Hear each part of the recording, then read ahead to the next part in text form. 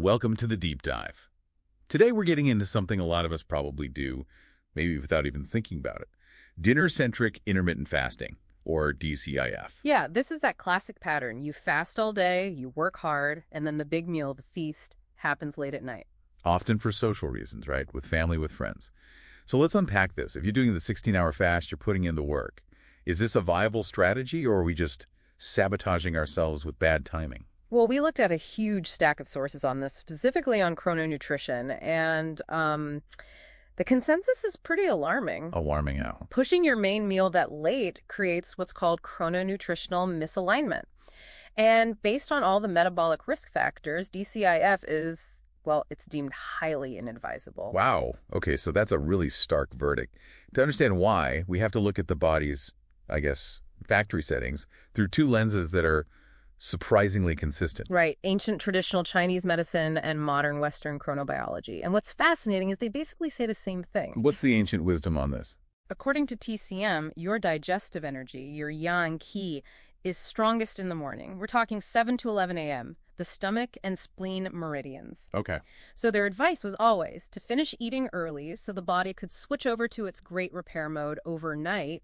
DCIF, it completely violates that. It forces digestion when the body wants to rest. And modern science backs this up. Absolutely. Western chrononutrition shows that your metabolism, your insulin sensitivity, everything is peaked during the active day. So when you delay your caloric midpoint, that's just, your biggest meal, you're putting this huge burden on a system that's biologically turning off its lights. Wait a minute, though. If I fasted for 16 hours, isn't my system kind of primed? Yeah. Ready for that food? I mean, doesn't the fasting outweigh the bad timing? That is the critical misunderstanding. When you eat that late, you're actually triggering some pretty severe risks. Okay, so what's number one? First is maximized insulin resistance.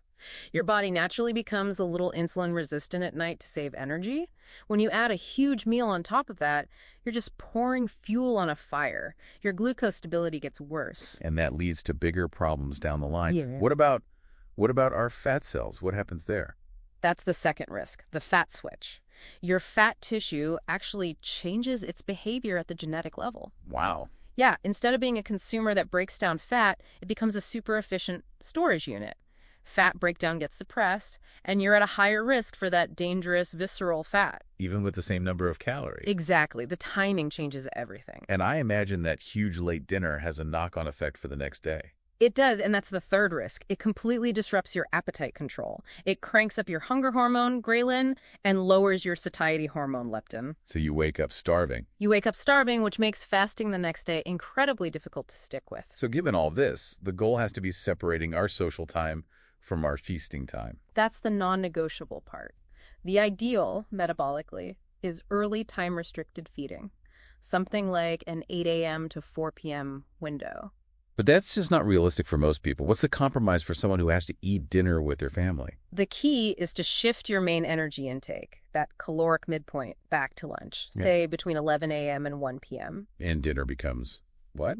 Dinner has to be redefined as a social ritual. Think light, low carb, very easy to digest foods. It's about the connection, not the calories. This sounds pretty intense. Are there people who should just absolutely not even try this? Yes. It's a total contraindication for anyone with metabolic syndrome, diabetes, or obesity. And this is critical. The sources are very clear that strenuous intermittent fasting is absolutely forbidden for breastfeeding mothers. What about the elderly? That's an important caveat.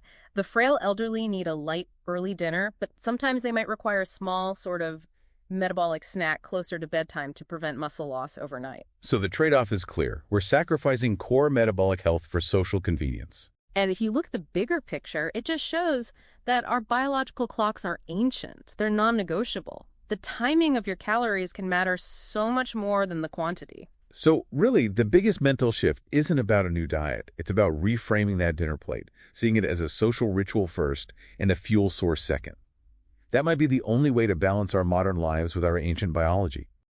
Thanks for watching. If you found this helpful, please give it a thumbs up and subscribe for more practical health strategies. See you in the next video.